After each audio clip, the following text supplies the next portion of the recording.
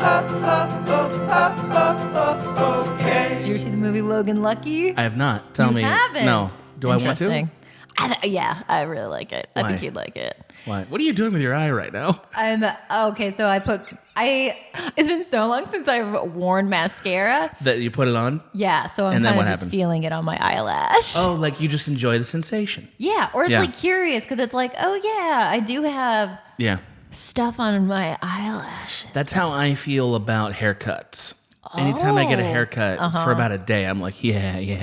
Oh, yeah. Yeah, just like rubbing the weird buzz head that I have now. Well, especially for buzz heads, because the feeling is just like, it's great. Whoa. Yeah. I'll never change this haircut. Really? No. It really suits you. Why the fuck would I? Why would? There's no reason to. That's true. I don't care if parts come and go.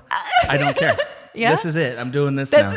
That's it. Beard comes and goes. That's true too. But this hair, it's like, I'll tell you why. Well, we'll see what you think of this. So like, there was a period of time where I was trying to grow my hair out long in like 2004. Okay. 2004. When people were doing that. Yeah. So I did it.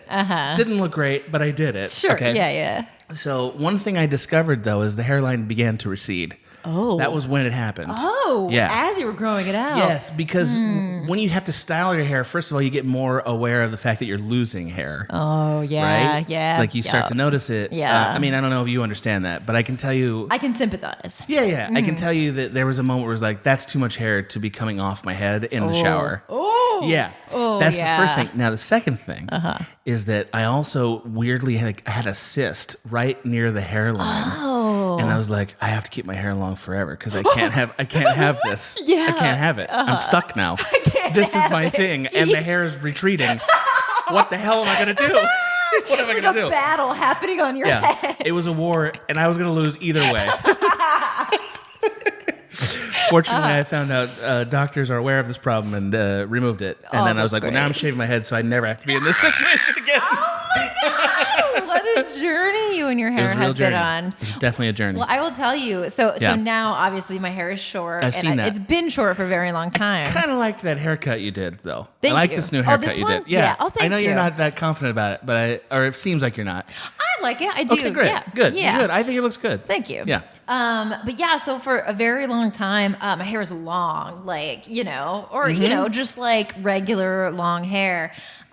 Which you would describe as past the shoulders? Is that long to you? Yeah, past the shoulders. Shoulder or past. Yeah. Was always how I had my hair. Yeah.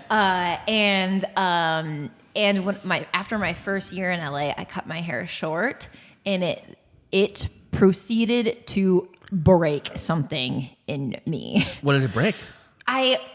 So for a very long time, like growing up, like a hair was always like a part. Like my mom would always be like, make comments about my hair. Like my hair is very much associated with me. I got best hair in high school. Best hair in high school. Yeah. Oh my God. Yeah. As you can see, it's very thick, very curly. You do have thick hair, but you're always putting something on it. I've never seen this best hair, Maggie. I love hats. Wow, you do love hats. Yeah. Yeah, you are a hat queen. Yeah.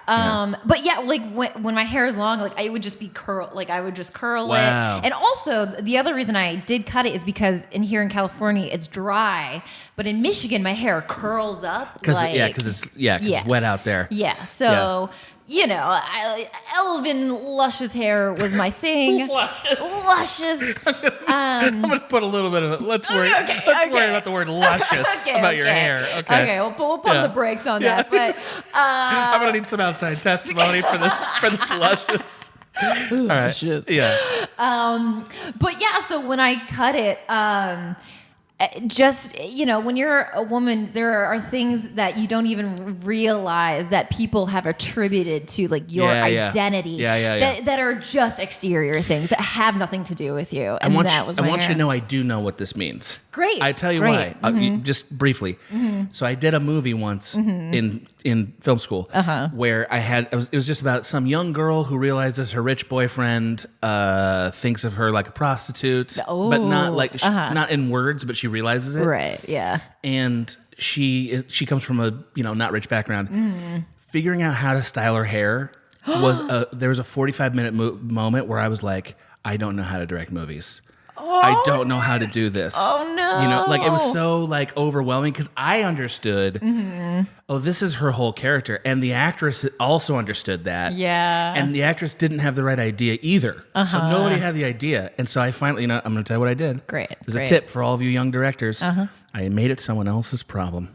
I gave it to my art director. I was like, can you figure this out and show me some looks? Wow. I'll take a look at it later. And she was like, yeah, you got it. She came back with some looks like, there you go. That looks great. Wow. Never realizing that I was like an ass hair from failure. I was. Wow. I was. It was not great. I'm sorry, I interrupted your story. But yeah, you get it. Like it, I like do, something yes. like that, you know, and especially from like an external point, like something just pounded into your brain. Like this is, you know. So when I cut it short, and it was like whole new Maggie. Yeah. Maggie, the college years. Right. Yeah. You know, and so I just like sobbed for like a whole day. And this was early in my relationship with Will, and it was like it's something in my brain was like. Wait, was he bummed out about the haircut? No, Will loves my hair short. Right. And still it's does. good short, yeah. It's good hair, yeah. Yeah. But you were afraid he would come to view you differently. Right. Or I was like, oh no, like don't think that this is you know, it's just like this very particular like thing, you know, that that like is your identity, and you changed it. Yeah. Like a name change without telling anybody. Yeah, like you went to probate and were like, here I come. My name is now Rachel. Right. And everyone's like, all right, Rachel. Okay, all right, Rachel Fish. Yeah. It's like we don't disapprove. We just don't know how to do this. Yeah, we don't know how. Get it. That's amazing because I was going to say, and I think you'll find this flattering. You're one of like 4 female friends I have who I'm like, you could easily shave your head and it would be great. Thank you. Right? Yeah. You could do it. Yeah. You have the right features for it. It would I look think good. one day I will have like a short, you know, like Rosemary's Baby, short chopped. I think you got to do it before you're 40, though. Oh, interesting. I do think it's more of a young person's haircut for that women. is true. Mm-hmm. Anyway, welcome to the show. Here's what we're doing. Here's our show. We have a good one in store for you today. This was a fan-generated idea. Did you know that, Mags? It was. Wow. It was. I'm going to get the actual name of the fan in a moment here. Great. But this is just a warning to all of our Patreon producers. Hey, this could be you. You could be telling us what to do. This could be you. You could be controlling our mouths. Are allowed to, and we encourage you to submit ideas. Yeah. Not that we don't have enough of our own. We have a lot. So many. It's like we could do this for years. And we will. How long? What's the longest you could see doing this? What's the longest? Honestly, I assume things will just last forever unless I actively choose to stop them. So that's a good idea. I love it. You know, I love the determinism of your point of view. This was submitted by one of my favorites, Benjamin Egan. Love Benjamin Egan, who, by the way, he watches my streams. His name's Grither. Really helped me through Cyberpunk. Was really there for me through Cyberpunk. How are you? What do you think about Cyberpunk? Love it. I know. I love it. All right. I mean, I think you know me well enough to know I'm always going to be the alt take guy on stuff. True. I think it's great. I think it's a really good game. We're going to do a one-upsmanship with some IGN people. Oh, okay. About it. So I don't want to give all my takes on it, but I thought it was a really good game. Although the ending really bummed me out. Dang. Deeply bummed me out. I really did not like the ending of the game. Interesting. Yeah. Didn't like. I was like, I hate that. I fucking hate that. Wow. Anyway, Benjamin Egan submitted this topic, and the topic is, show me the album that changed you. Changed you. Now, that's a big ask. That's big. Out of a record. I told Will that as we were listening to the album that I chose, and I was like, yeah, this is the album that changed my life. And Will was like, I don't think any album has changed my life. And I was like, really? I like it. Yeah.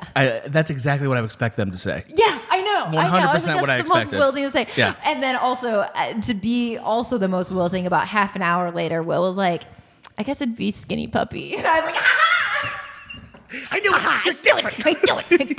You're different because of music. You knew it. I'm not surprised by either of those facts. Yep, They both seem just on point. Before we get into the sweet ma juste that we've laid before us, the sweet au jus.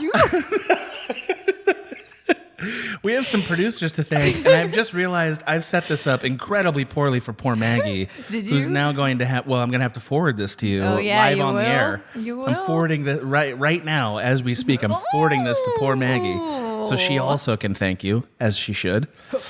I just did. So I'm going to start by thanking our many producers. We have so many. We do. We have so many. Thank you to Bro J. Thank you, Bro J. Bro J. Yeah, that's a great name, right? That Bro J? Bro J. But it's also Broge, like as in Broge. Or Ambrosia. Broge. Yeah, I like that. Gentacular. Gentacular. No doubt. Yeah. I love it. Maggie was into that. Yep. William Jewell. He's back. Yes. Still curious whether this person has listened to Jewel of late. Right. Let us know. Yeah. What was it? Why did we like her so much? Jewel? Yeah. She advocated for lesbians. Did she? She can't have been the most important artist doing that. Absolutely not. No I chance. think just specifically her "Come to My Window" song. That's really Melissa Etheridge. Oh my God. Yeah, Jewel has my hands, bro. That's all she's got, I think. Yeah, my hands. Remember that track? Yeah. Small, I know. It was very like Irish almost. Yeah. But not Irish. Like that was the problem. Yeah, it's like be Irish or get off the pot. Get off the pot. Or get off the farm. Get off the fucking pot. Here's your favorite. Are you ready for this? Do you have this person ready? Yep. Okay, hit it. Oh, me? Yeah. Oh, Parnava Angus. You love it. I do. You love Parvane. I do. What a wonderful person. Looking forward to hearing from them online. Yes. Looking forward. Let's know what you're listening for. Flamosaur. Oh, yes. Yeah. Pokemon. Yeah. Are you a Poke girl? Yeah. I'm so excited for Pokemon Snap. Wait, do you have the current Pokemon on Switch? Do you have Sword and Shield? No. Well, no. You're not that big a Pokehead, then, are you? Well, that's my the games are my least favorite part of the Pokemon. What's the other thing to Pokemon? The TV show, Pokemon But they're not still Snap. making that, right? That's just an old show, right? Yeah, but it's good. Oh, okay. All right. Yeah. Fair enough. Okay, fair enough. Okay. Yeah. No, I loved it. I also came in a little hot with my tone. I think you heard it. Oh, did you? Oh. There's a little... I'm getting corrected by my friends a lot these days, and I'm realizing, I'm kind of earning it. My bullshit, people get filled up with it. Quarantine's hard on all of us. Okay. Thank you, Liam Burkellium Burke. Wow. Inventor from the 1800s. Absolutely. Yeah. Of nothing important. No. It was like some kind of weird toothpick substitute, and then we found out about the toothpick. Right. And then Thomas Edison stole some stuff from him, supposedly. Supposed. But there's no... But there's no proof. No. Also, you're clearly a corpse, so thank you historically. Thank you historically. Jake Emery, thank you. Thank you. Melissa, thanks. Melissa Etheridge, who is not Jewel. Now, I did listen to a Melissa Etheridge track like maybe 3 weeks ago. Oh. I don't know why. Interesting. It kind of crawled into my Spotify recs. Yeah. I was like, It's like, Melissa Etheridge is in here? What did I do to cue that? What did I do? What part of the algorithm did I poke with a stick to get that recommendation? Not that I was bummed. It was fine. I'm not a stan. But weird, right? Weird. Because I have a playlist that's like, here's other things that aren't new that you might like. You know what I mean? I have one of those. So, like, I guess that's why. But I've literally never listened to a Melissa Etheridge record, I don't think. Weird. Yeah, weird, right? That's a lob. Yeah. Sometimes the Spotify algorithm I got gripes with. Well, That's all dumb. I say. Yeah. The algorithms are all dumb. I know they're smarter than me, but I'm not that smart either. That's true. Yeah. It's like, go. I'm not telling everyone what to do. That's just true. Maybe like 3,000-4,000 people at a time. And that's it. That's it. And that's it. Yeah. Thanks to Adam. Thank you, Adam. It's not me. It's a different one. Okay. Glad we sorted that out. We didn't actually. You'll see later in the list. Okay. I keep forgetting to deal with it. Thank you to Christopher Williams. Thank you, Christopher Williams. Yeah. Thank you to Nathan Wells. Nathan Wells. A man of dignity. Yeah, you sound like a love interest in a Dickinson novel. Oh, very well done. Yeah, thank you. Okay. Yeah. And what happens? Do they die or what happens? Oh, in a Dickinson novel, they spend the entire novel saying that they hate each other, and then in the last chapter, they'll be like, just kidding. So it's When Harry Met Sally. Yeah. Oh, yeah. They're all When Harry Met Sally. Yeah. So they're all rom-com templates. Yeah, basically. Okay. Fair enough. I actually, by the way, I've realized in the course of this show, I kind of really like rom-coms.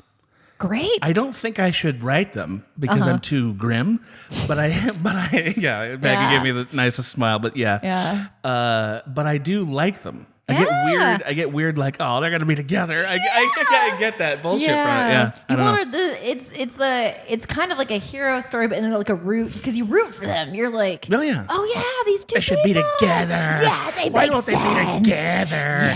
Yeah. Just like a couple of old fucking busybodies. Yeah. Why can't they get together? I just don't understand why she won't go back to him when he said that he would. So see, that contributes to a theory that I have that I don't think I've ever put it out into the world until this moment. Well, this is which is rom-coms not only satisfy our desire for love, they satisfy our desire for like village busybodiness. Oh, absolutely. You know what I mean? Like that's part of it, that we're in it and just like they should. Yeah. And coming from a small town, it taps right into something very, Yeah. Like you just like they don't have that much of a choice because we all think this is how it needs to go.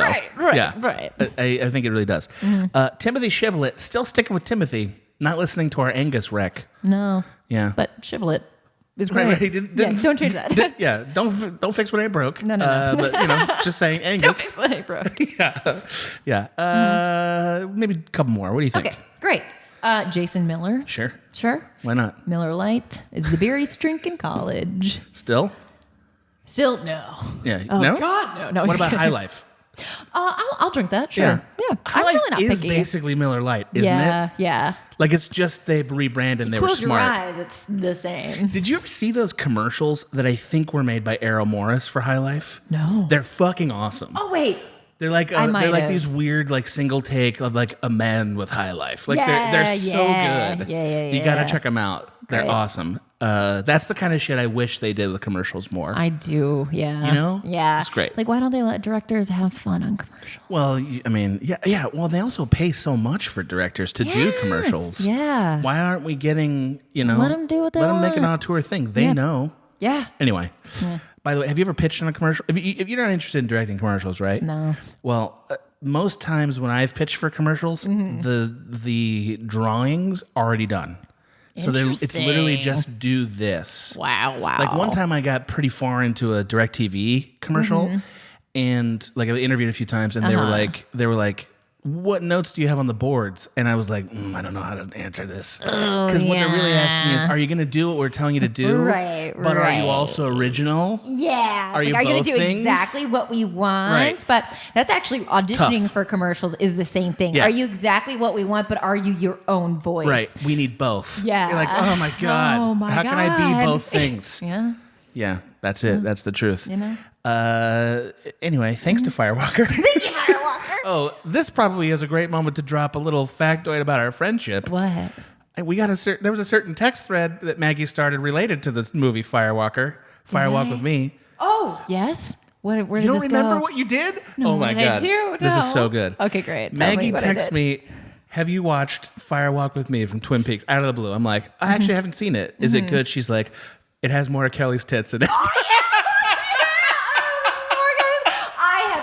Oh, yeah. And I was like, are we going to be those friends? And we were those friends. We were those friends. The reason I needed to, as soon as Will told reminded me that happened, I was like, I got to ask. Yeah. And Adam. she asked me and then later on sent me pictures so that I knew what she was seeing. So there you go. Yeah, there it was. It happened finally. You go. Yeah. Yeah. Will she or won't she send me pictures of more? I absolutely. She will. I did a couple because she moved You got around. Several shots. Yeah, you were really dedicated to it. Yeah. It's probably the funniest thing a friend's texted me in the entire quarantine. Really? I really laughed at that. Oh, good. I really enjoyed it. I was like, wow, she's really excited about this. It's also funny because it's like a very I mean, I won't say it's like a super artsy movie, like what it's a David Lynch movie, so it's like, hey, have you seen this David Lynch movie? Cause more Kelly's tits are in it. You were so pumped to tell me. Like I could feel how happy you were to let me know. Yeah, it was really great. Anyway, thanks Firewalker. Thanks Firewalker for reminding me of that event. That's probably enough producers for now, right? We'll thank some more. They'll be fine. They'll be fine. They'll live. So today's topic, Mags. Yeah. The album that changed you. Yeah, what a fun topic. I liked it too. I forced it into being music because I thought if it was movies, it might be too easy. I like music better. I do too. Yes. I thought music might be a little harder. Yeah. So I'm gonna leave it to you. I don't. You pick. Me pick? Yeah. Me picks? You picks. Then me picks you first. Okay, me first. So tell us the album. So I picked, and this was hard, this is hard to narrow down. But I picked Places You Have Come to Fear the Most by our beloved Dashboard Confessional. Our beloved. Yeah, our dearly beloved. Our dearly beloved Dashboard Confessional. Yes. Yeah, the 2001 record. The 2001 record. This is the one with Screaming Infidelities, This Bitter Pill, Saints and Sailors, The Places You Come to Fear the Most. A lot of the classics. I would say it's everything that people who associate Dashboard Confessional with a feeling. This album covers all of that. It covers all of it. It's a perfect tour of what the band is to the unexperienced listener, right? Yes, absolutely. This is if you want to know what they're about, listen to this album. This is basically it. Yeah. So tell me first of all your impressions of the record. Just when did it hit you? What's it about, etc. Yeah. Okay. So this record. So the first time I think many people my age heard Dashboard was Spider-Man 2, one of the best movies ever made. Good movie. Yeah. Great movie. Vindicated. What a great anthem for that movie. I forgot the song that they had a song in there, but yeah. Yeah. Okay. Yeah. That was really, I think, when, Dashboard really jumped from indie to mainstream, and when kids my age kind of like first heard it for the first time. So this album came to me probably when I was like, getting the age is a little bit hard. 8th grade, 7th grade. You listened to it when it came out, right? This, I actually in don't. 2001? I don't know. So you started listening to it in 8th grade, but that's not when it came out per se. I don't think so. Yeah. I'm trying to help you obfuscate your age also, because I know you love doing that. But I'm just asking if. Did you listen to it right when it came out? Or no? Okay. No. This was the first record that came out when I was aware of Dashboard was Dusk and Summer. Yeah. So that was the album that was like, oh, Dusk and Summer came out. I'm gonna listen to their whole discography. That's when you were caught up. Yes. You got caught up at that point. Got it. So, and actually, I might have listened to Dusk and Summer first. Sure. And I do love Dusk and Summer. It's great. Sure. But this album was the first time I think that I had heard music that sounded like the way that like I was feeling at the time. Perfect. And so many people have that experience with Dashboard. Yeah. I'm one of so many women and men. It does feel more like it's for women than men. Yes. I don't know why, but it does feel like that. Yes. And all the Dashboard fans that I know happen to be women. So take that for what you will. Okay. But it something about also I had always really liked singer-songwriters. And when I was younger, I wanted to be a songwriter. I think we've talked about this before. Oh, really? No, we have not. Oh, wow. So Yes. Let's hear more about this. The first writing I ever did, and the first time I was like, I know what I was meant to do, was songwriting. Okay. I like, even when I was very little, I would, write songs. I have stacks and stacks of diaries filled with songs that I wrote. Like lyrics or like songs? Lyrics to songs. And I would memorize how I would want the melody to go, but I didn't know any instruments, so I couldn't like write the music. At this point, I'm going to have to go ahead and ask Mrs. Fish. Yes. I know you're listening to this. Please send us all of these diaries that I know you've kept. Yeah, they're in my We're gonna closet. need them. I'm gonna need to hear some of these songs. I'm gonna need to read these lyrics. Mom? Send them. They're going to really make my day. That's really gonna make my day. I can still remember some of them are just in my brain forever, because I was like, this is a melody I made. Yeah, so that was like the first time. That was the first type of writing that I did. Lyrics. That sounds right, because I think poetry of any kind is a really good test about whether you like to write. Yes. Because that's the beginning of the puzzle. You know, like how does it work and stuff. Yes. Yeah. When I was younger, it really did feel like I was playing with a Rubik's Cube when I would write songs. And so, so that's when I was very young, that was like the basis of music that I had was like, I was a singer-songwriter in my room. You were ready. Yeah, you were ready. No instrument. But you're ready. But Yeah. So when I heard this album, so it was that singer-songwriter, and it was, it's Dashboard Confessional. It's a very personal music. That's the most of what it is. That's the most of what it is. And this is the first time that I heard something that was like, the more personal you make something, almost the more universal it becomes, which I don't think is a tried and true across the board, but very early on, that was something that I recognized in this music. And it absolutely influenced me for the rest of my life. Like if I can speak, because all these songs are very picturesque. Like he'll say very specific things. They're very specific. Yeah. And they're very specific images that in some sense that, it's almost like reading like a diary entry, but that is also why it resonated with so many people, is because the feeling that he's singing about is recognizable, because I have felt it too. Or what would you describe that feeling as? How would you describe that feeling? Ooh, good question. Yeah. I guess in his music, there's a lot of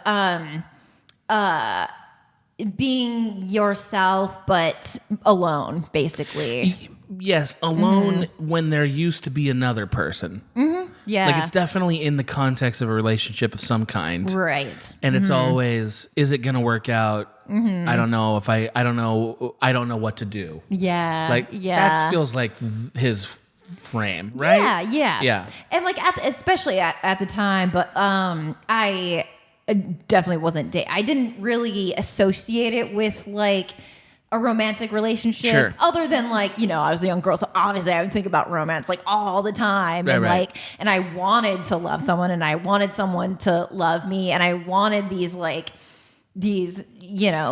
relationships, good or bad. I kind of wanted any of it, really. Right. It's almost like an experience you wanted to have, more than it is lamenting the one you were currently having. Right. But I think that's true of this band in general. Yes. I think people have a kind of there's a wistful reaction to what the band is. Like there's like people are romancing what the band is, I think. Yeah. Which is fine. I don't have a problem with that. I think that's what's happening though. But also, the band itself is very romantic. Like these are all no doubt love songs in a way. Yeah. Like the most. Yeah, they belong on CW. Yeah. Like I like when I listened to this record, I was like, I could see so many shows with these themes in it from the mid 2000s. Yes. So many. Yeah. Anyway, yeah. Yeah. But then like in songs like The Places You've Come to Fear the Most, like that's not necessarily a love song, but that was another one that was like,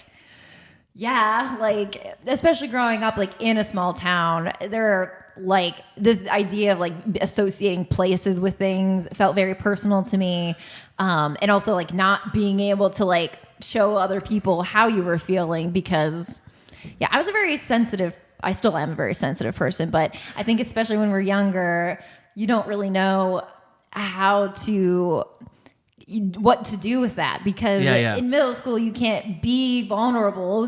Kids will make fun of you. They'll eat you alive. Yeah. There's no place to like. You'll be a skeleton by the time they're done with you. Yeah. And so it was a lot of like when I was younger, being vulnerable and like crying, being very sensitive was a thing I could be. And then like as I grew up, I was just learning like there's no place for you to be sensitive. There's no place for you to take this. Yeah, there's no place for you to take this. So then I like internalized it and wrote poetry and wrote songs.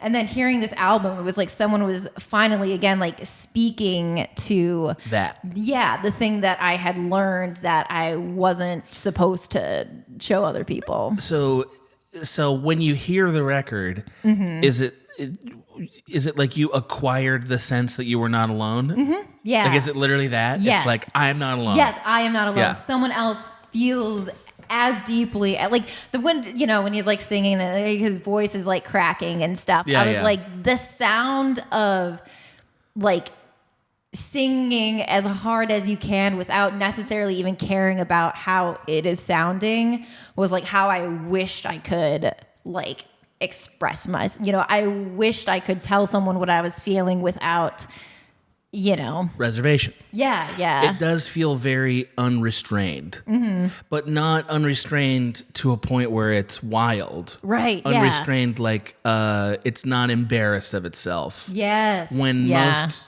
people would be embarrassed of these feelings. That is a completely accurate summary of the album. That's interesting. So that's the change. That suddenly you are aware you're not alone. Yeah, I was suddenly like, and especially, it was like, it's okay that I feel this way, because thank God someone else like, And then what? So you realize you're not alone. Then what? Honestly, then like in a way, it made me more confident and also more artistic because I was like, here is an artist. I love their music. I can to this day, I could sing every song just from the first like note of the song. I know exactly what song it is. I could, Do you still think this is good? Like do you look back and think this is still good music? I think so because it spoke to something so true to me at the time. I ask not because I think it's bad, but just sometimes when you have something like a connection that young, the song when you go back to it later, you're like, So, but you still feel like these are good, genuine feelings. Yeah, genuine, and also, like the melodies, I had memorized all of them to a part where it's like almost like in my DNA, and like. And so, and because a lot of it is very poetry like, so, it kind of just like sounds like, I'm kind of curious. Do you like Daniel? Do you like Daniel Johnston? Who's that? Another, I think that's the name of this person I'm thinking of, is another singer-songwriter who is more raw than this, but not as romantic. Like a little more nihilistic, I would say. Okay. I probably would. Any type of like Daniel Johnston. Yeah. You might try that artist. They're a little more lo-fi. Great. I love lo-fi. Well, it's real lo-fi. Great. Good. Yeah. Great. So, but it feels like it's I guess I'm saying that because that's a version of this that I have heard and liked more. And I want to see if you agree. But it's not romantic. This is very romantic. This is a very, yeah. Daniel Johnston's not. But and maybe that changes everything. But it's the same things you like about Dashboard, I think you'll find are true of this person. Wow. Cool. Yeah. I don't know. Maybe you won't. Yeah. I mean, I don't enjoy any of Dashboard's like later stuff or whatever. But this is all. They had a time. Yeah. Yeah, they had a time. And this is very like a snapshot, like I said. But it's like I will always appreciate that snapshot. Yeah, because they're part of this sort of this like indie emo.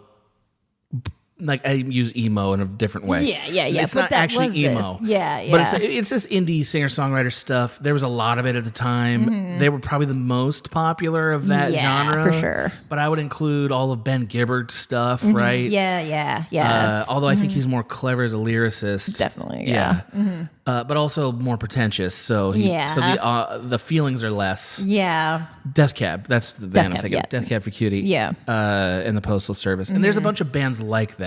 Yeah, it's a whole genre. Even one-hit wonders, like, what's that band that has the Light Up song? That Light Up. It's like a few years later, but it's the same fucking shit. Yeah. Anyway, there's a lot of stuff like this. I feel like Dashboard kind of rose to the surface out of all those bands. Yeah. I mean, I saw them in concert, I think, like 2 years ago. I will always see them in concert whenever they tour just because it's fun. And now it's like, a bunch of people who listened to them when they were that age and are now adults and Chris Corral was so like chill and like, but it's because everyone in the room will sing all the songs together because we all have them like memorized and they're so like I said, they're like poetry. So when you all watch it together and you're all like singing at the same time, it's very this is your Rolling Stones. Oh no. That's what it is. Yeah. That's what a Rolling Stones show is. Yeah. That's spoilers. That's also what a Bob Dylan show is. I've been too. Yes, that's what it is. Yeah. So this is your classic rock act. Yeah, I definitely. Because they're still touring on this, aren't they? Mm-hmm. They're not done yet, right? No. Yeah, I think he did covers of all his old stuff recently. Right. Yeah. Right. I didn't See, now I feel like this. I don't mean to shit on the band. I feel like this is the kind of act that is rife for an audio slave. By an audio slave, I mean like maybe we could mix them up and get something different out of it. Mm-hmm. And audio slave was bad, though. I mean, maybe there's a good audio slave out of this. Yeah. Since we've seen the first act. Yeah. Maybe Gorillaz is the right comparison. Oh yeah. Gorillaz is a mix up of things that also were good, but then I think a lot of people would say Gorillaz are better. I do not think that, but some people do. Mm-hmm. So, okay, that's interesting. Yeah. It's interesting. I'd never heard this record before. You it turned haven't? out. No, I thought I did, but I did not. Interesting. I did not. I thought it was very authentic. Mm-hmm. I thought it was really authentic. That is another thing that as an artist, I was like, that became really important to me. Authenticity. And this record helped like spur that. I was like, I think when I was young, like forming the idea of like what an artist is, I was like, I think authenticity is really important. Yeah. I mean, what are you doing otherwise? Yeah. I am too old to have a genuine experience of this band. Mm-hmm. I've lived too much life, I think. Yeah. Some music is made for young people. Yeah. And I would include this in that. Mm-hmm. But I didn't think it was bad. I thought it was like, yeah, okay. It felt very much like a young woman's music to me. Yeah. But I wasn't sure if that was true until you just confirmed that for me. My only thing with it is that, like, do you feel like there's any variety in it? That was my concern. Was like it felt very much the same. Like it was all sort of the same. I don't think that there's no. Yeah. No. Yeah. Did they become more varied as they went on, would you say? Yeah, I mean they have records that are acoustic, and then they would go back to more like they toggle between different sounds. What about subjects? Do they vacillate in subjects and stuff? Yeah, I mean his sister. I don't know if his sister died or she was sick for a very long time. Wow. So one album is about that. Yeah. Okay. There is a much more cynical album that they came out with later on. I might like that better. Well, I wouldn't say cynical, but more like. It's called, In the Shade of Poison Trees. It's just about, I know, so that sounds more cynical. I know. Love it. I love this shit so much. I know. I think that's great. Yeah. No, there's nothing wrong with that. I would argue that, like, the first Nirvana record had some variety in it, but it really had, like, a very strong one feeling to it. Mm-hmm. There's a lot of bands that have one strong feeling. Mm-hmm. But then you're sort of like, well, what happens if they have to make more feelings? You know what I mean? Yeah, like most of those dance rock bands from the mid 2000s, which is only like 4 or 5 years later, they all were one feeling. Mm-hmm. And once you had that feeling, it was like, that's it. That's it.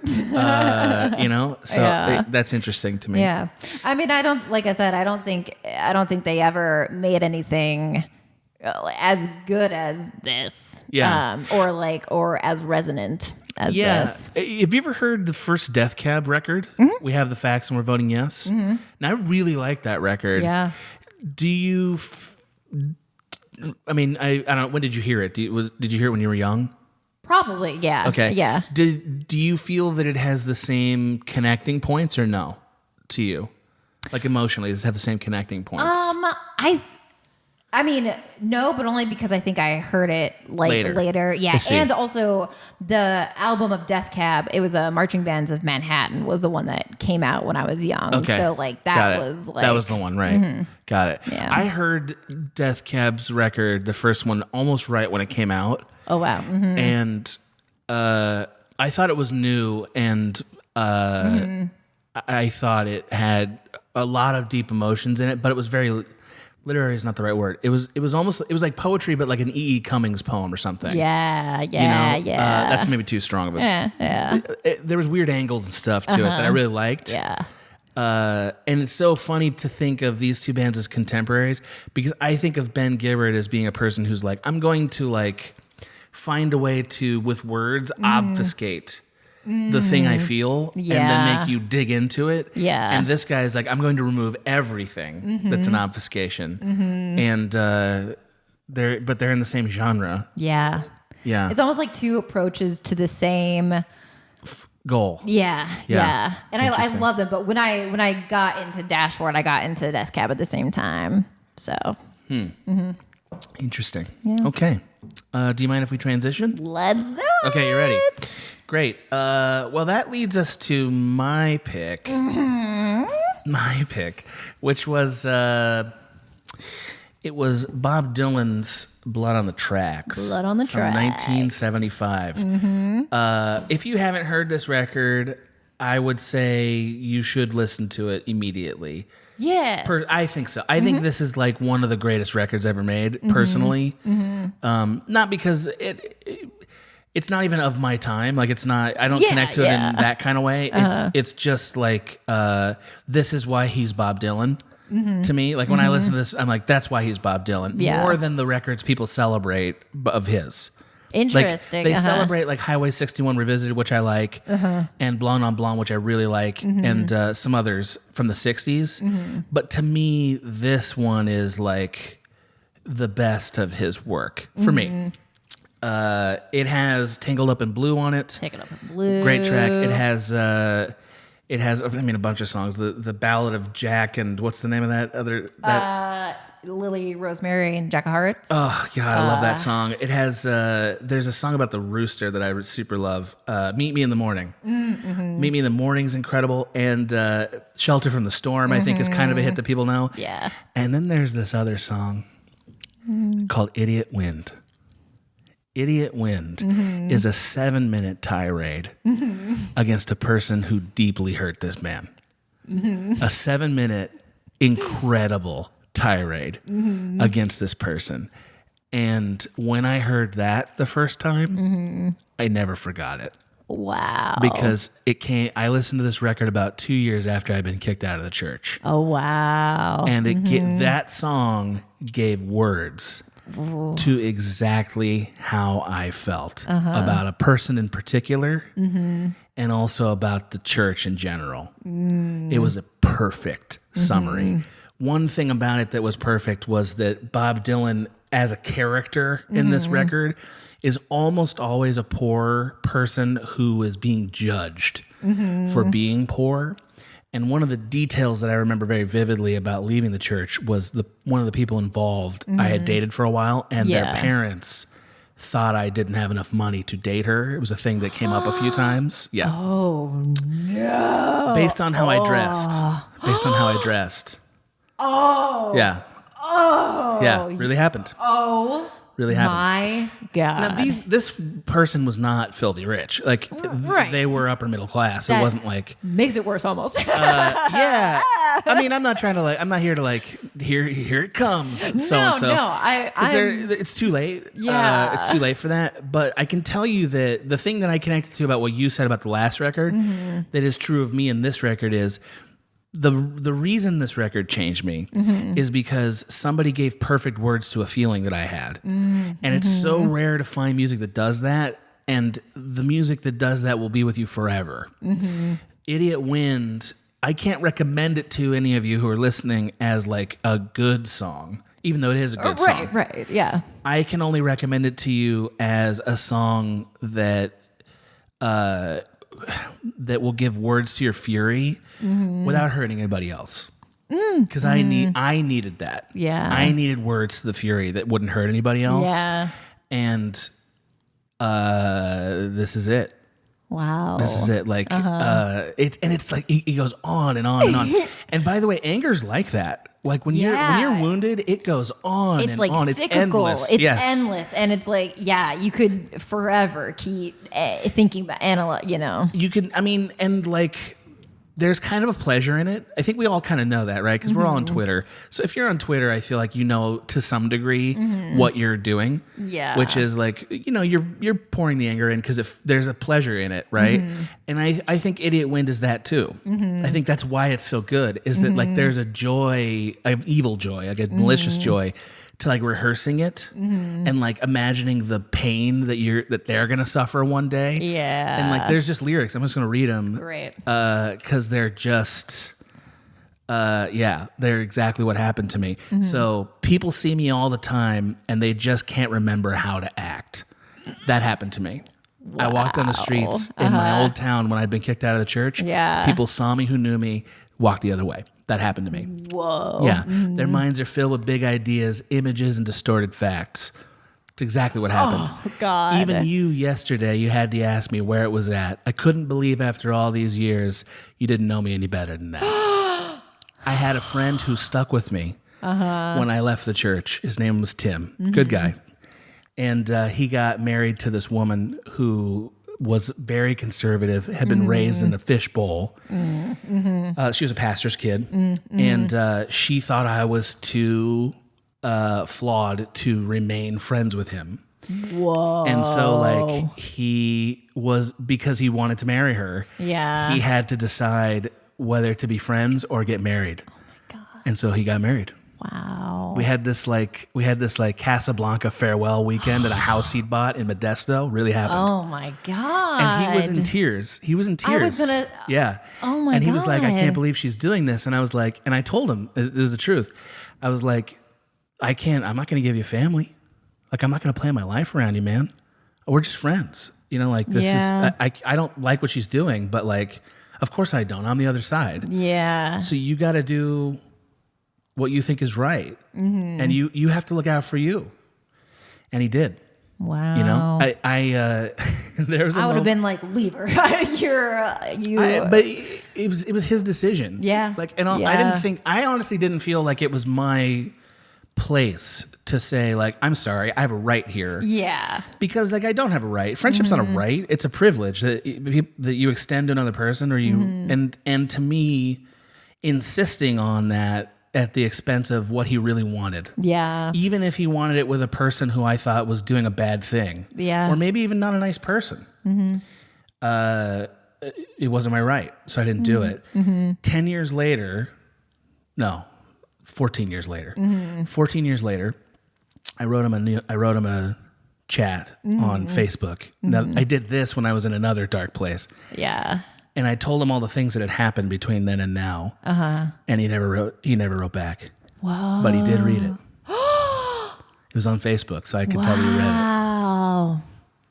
Man. Yeah. And he's not even the one I'm thinking of when I think of this song. Yeah. He seems just like he's just another person that was in this thing. Yeah. Another person that was in this thing. Idiot wind blowing every time you move your mouth. Blowing down the back roads heading south.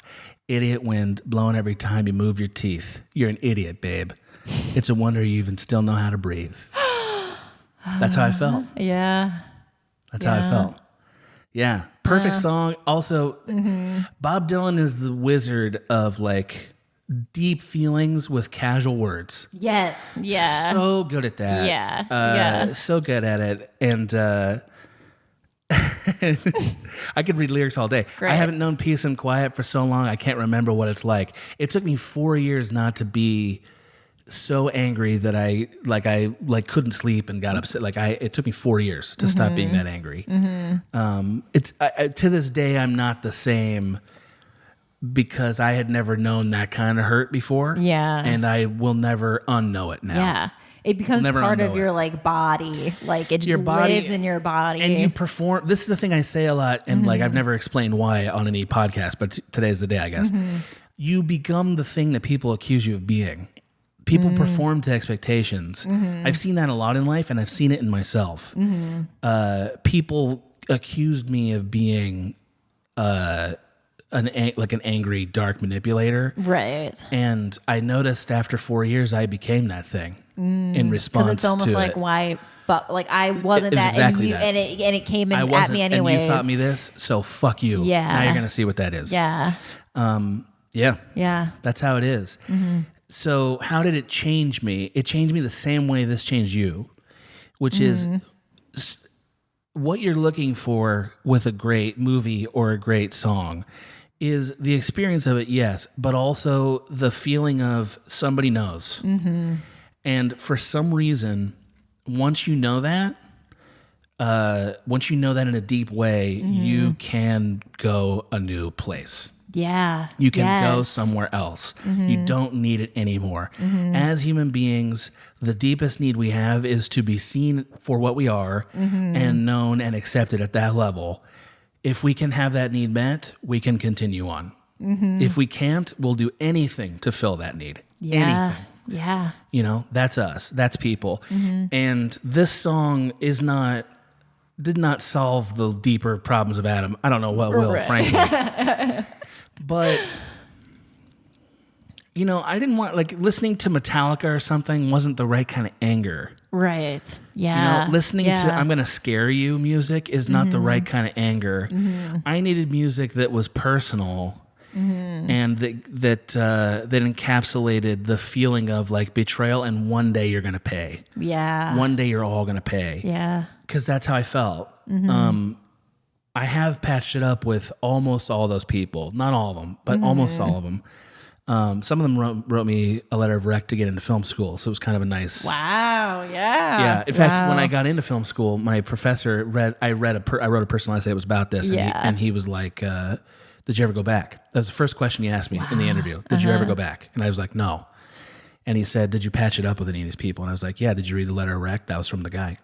Wow. And he was like, that's a cool story.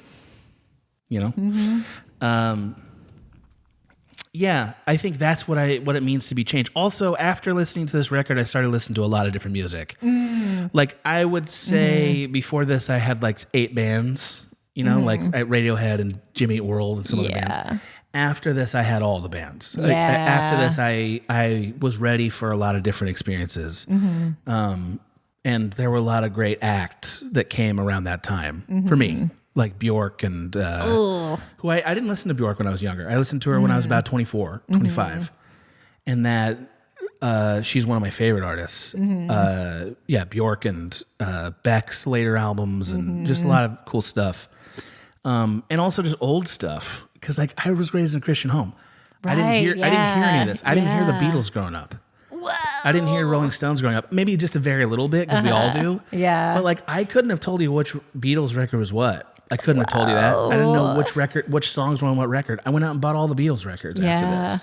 And guess what? They're fucking awesome. Yeah. They're fucking awesome. Anytime somebody's like, the Beatles suck, I'm like, you're just a bad person at thinking. Yeah, you're bad at it. Go fix it. Because you're wrong. Like, you know, and as everyone says, this is what everybody says about Bob Dylan, and it's totally true. He's the gateway to all the great music of that time. He absolutely is. Yeah. You may not like his music, but if you haven't felt like Idiot Wind at some point in your life, you will. Yeah. Oh, you will. If you haven't, you will. And I hope at that point in your life you remember this conversation or some other way it finds you, so you have a voice to know that other people have been this angry, and have been this hurt, and then time goes on, and it's not the same anymore. I don't feel the same way I felt about the people that I'm thinking of as Bob Dylan did when he wrote this song. Yeah. You know? Yeah. Because time heals some of those things. That's true. I no longer feel like I don't feel like I need to hide myself or anything of myself. You've metamorphosized in that way. Yeah. But maybe you needed permission. Maybe you needed permission. I did. Or I needed to know that it was okay. That's permission. Yeah. I mean, that's the thing about being seen is if somebody else is allowed to do it, so are you. You know, like in a broad sense, that's what it is. You know, like, oh, it's okay that I'm this way. Great. Yeah. That's all nothing's wrong with. Oh, okay. That's all I've been looking for the last 12 years in this field. Is for somebody to be like, yeah, it's okay. What you want to do is okay. Go for it. Yeah. That's what I'm looking for. You know, I think we're all looking for that. Yeah. You know, whether other people respond to it, I can't say. You know, I don't hope to be Bob Dylan. I mean, he's one of a kind, but isn't this what an artist dreams of? Having somebody else say this about what you did? Yeah. Yeah, I get that. Well, we have some more producers to thank, so we should do that. We should do that. I think we stopped with Firewalker and the breasts of Moira Kelly. Right. Yes, breasts of Moira Kelly. Which were showstoppers. You know, thank you for sharing. They're pretty great. I enjoyed them. Yes, thank you. Thank you for sharing them with me. Richard R. Kaminsky. Thank you. I've been watching the series about the Unabomber on Netflix. Yeah. I mean, that's the only thing I ever think of with this name. Yeah. I know. I like the all caps, though. I've in recent weeks, I've been like captivated by that idea. Yeah, just yelling it. I really like that. Michael Laszlo Holyfield Hudson. Wow. Yeah, it's kind of a Hudsucker proxy character, right? Yeah. And also like a person inside a person. It's like two names. Oh, yeah. Like he's a Russian doll. Yeah. Like you open him up, and inside there's a smaller one. Yeah, you open up Michael Hudson. Inside is Laszlo Holyfield. Like she's got like a 30s fucking like newsie inside. Laszlo Holyfield selling the soil, selling the tails. Yeah, I love the idea of there's people and people. My God. There are people and people. Like if you popped you open, there'd just be a little Dolly Parton in you, or what? Yeah, that didn't bum you out. Yeah, you were okay with that. Yeah, not at all. You were okay with that. Yeah. Nicholas Fabian. Classic. This is my favorite of the names, I think. Yeah, they've texted us a few times on Twitter, or not text. They twittered us a few times with comments. Never shown us the cape, so hey man, fucking figure it out. Yeah, go get one. Get it. We're helping you. Yeah. We are helping you. Yeah. Sure. Okay. Yeah. Adam Duncan. Thanks, Adam Duncan. Dunks. Adam Duncan reads and responds to nearly all Small Beans content. I know. Adam. Big fan. Dedicated. Love him. Yeah, what a great guy. That's great. Patrick Tillett. Thank you, Patrick Tillett. Go till those fields. Yeah. Oh. We're always thinking of like blue collar jobs for these people. I know. Right? Like what if he's like inventing like new kinds of headlights on cars? Go for it, Tillett. Yeah, that's mine keeps going out, so figure that out. Yeah, Patrick Tillett, send her your new prototype. Yeah, she needs it. I need it. Okay, Jessica M. Thank you. Thank you, Jessica. Your favorite. Here he is. To be Shriner. I really hope he takes our advice and starts a beer company, right? Yeah. I would pop open a Shriner any day of the week. Yeah, you would. Absolutely any day. You have a frat streak in you. Like I do. I know it's wider than it looks. Yeah. At first I thought like, it's like a tiny little pinstripe. No, this thing's deep. This is a real. We got a river of frat running out there. Yeah. I told you, we've talked about this. I dated like a frat. I am not even a little surprised. Not even a little surprised. Will has no frat energy except for the intensity. Oh yeah. The intensity matches. Yeah. It's different. It's not like woo, bro. It's not that, but it's like intensity's there. Yeah. I see how they connect. Thank you to Becky Hilbig. Thank you, Becky Hilbig. Thanks, Becky Hilbig. Thanks, Becky. Thanks to Peter Jones. An accountant. Yeah. An accountant. Yeah. Like obviously an accountant. Yeah, obviously. Thanks, Ben. Ben. Thanks, Ben. You belittled this person. Well, I guess it is. Yeah. I guess it was more like how Midwestern and nasally can I make it? Yeah. And it got there. Okay. Yeah, you did it. Yeah. Ben. But you have to like crook your neck back to do this. Ben. Yeah. I noticed that over time you've stopped bringing faces into this house. Have I? Yeah. Like when we first met, you would like show up, not here, but show up to like cracked sets with like all kinds of demon faces. Like it was just, you just had so many. And I've noticed like over time, the demon faces have subsided. I feel like it's a test. I feel like I passed it. Maybe. Yeah. I think maybe. Like I passed the test. Okay, great. Thanks to me. Still on this list. Thanks to you. What are you doing here? That's because I want the. You want to suggest? No. If only I could suggest. Please.